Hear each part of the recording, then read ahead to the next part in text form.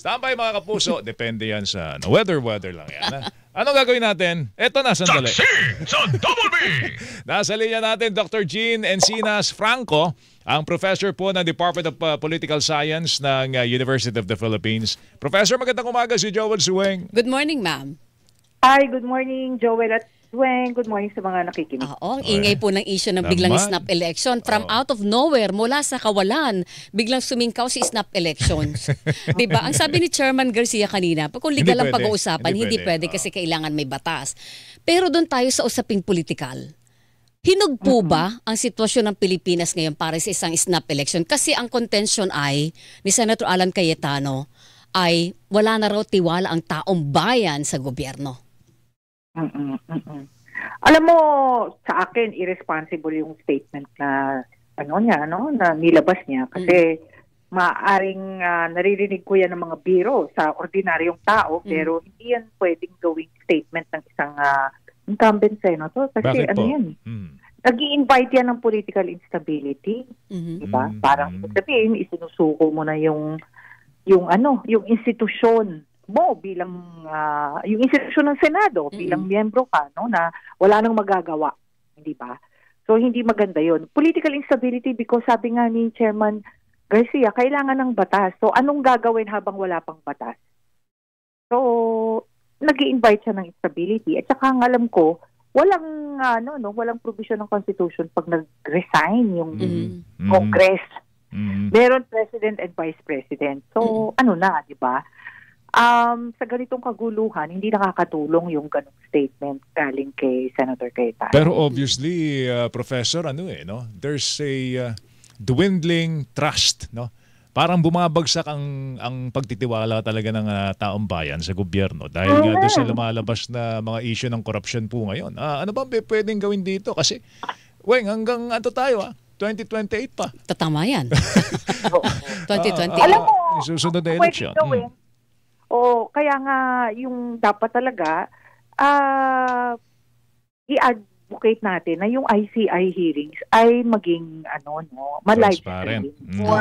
Meron silang report, madalas silang magpa-press con para ma-update ang mga tao. Alam mo kasi ang mga tao ngayon, kailangan restless, kailangan nilang may impormasyon at kailangan ipaliwanag. Hindi naman, syempre, bulusok ng damdamin sasabihin ng mga tao. Kailangan na talagang may makulong.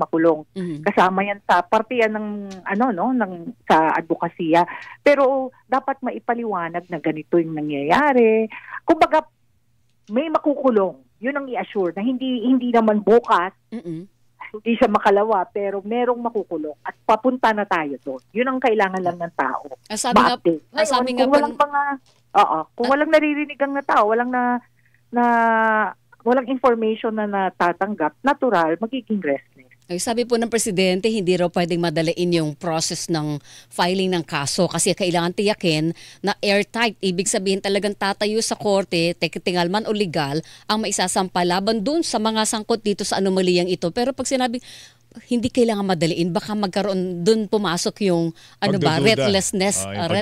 restlessness ng publiko. Kaya kailangan maipaliwanag sa mga tao na papunta na ron. Kumbaga may ginagawa, ito yung nangyayari. Kaso yung ICI, ayaw nilang maging public yung hearing. So, kailangan patuloy na tayong manawagan na gawing public yung hearing, Dapat yan parang yung hearing ng Senado at ng Kamara, Prof, na anytime punta ka sa Facebook nila or YouTube nila, nakabukas yung pwede nilang panoorin. Oo, at saka dapat parating may update every time na kung anong nangyari sa kanilang mga hearings kasi yun ang kailangan ng tao. At saka ang mangyayari pag walang impormasyon, kakalat ang chismis at fake news. Oo, parang yung sinabi Joel 'di ba ng ICI na nag-tell all na ang mga diskaya, 'di ba? Pero hindi natin alam kung ano yung tinell all. Sino yung nilabas pa nilang dagdag na impormasyon at mga sangkot dito sa anomalya?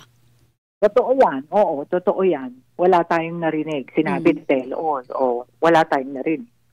Alam mo, Weng, ang on trial dito ay hindi yung mga inaakusahan ng korupsyon. Ang on trial dito yung sumisilip kung sino ba dapat managot dito. Kasi Alam naman ng itong dalawang panig na ito, Weng, kung sino nagsisinungaling eh. Totoo yun. Diba, ang pagtugon Totoo. kung sino nagsasabi ng totoo, sila ang on trial. Kaya babantayan natin itong mga members of the ICI. At the same time, syempre yung hudikatura. Pagka nagsampa na ho ng kaso, may makukulong daw, Professor eh. Makukulong daw po mga kontraktor lang. Naku naman.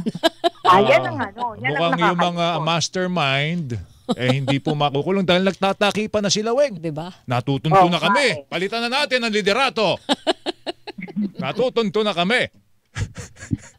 Parang sa drama. Yung mga ganun gusto magkagulo para wala ng batas para hindi na matuloy yung investigasyon. Yun ang subtext ng mga pronouncements na ganyan. Kaya nga po itong sinasabing maaring magkaroon na naman ng leadership change dyan po sa Senado. At yung pagbibitiw po ni Senator Lacson bilang chairman po ng Blue Ribbon. Alam mo, ngayon ko lang nakita na ganyang ka-unstable ang Senado, no? Oo. So, kailangan wag silang magpaano sa pressure, no? Kailangan maging matatag ang Senado, no? At maipakita nila talaga sa taong bayan na they're trying very hard. Although yun sa kanila in aid of legislation, syempre maraming mga senador na gustong ipatigil na dahil nababanggit sila. Yes. And it might affect their chances in the 2028 election, no? Given na baka maareglo naman nila yung kaso kung kakasuhan sila, di ba?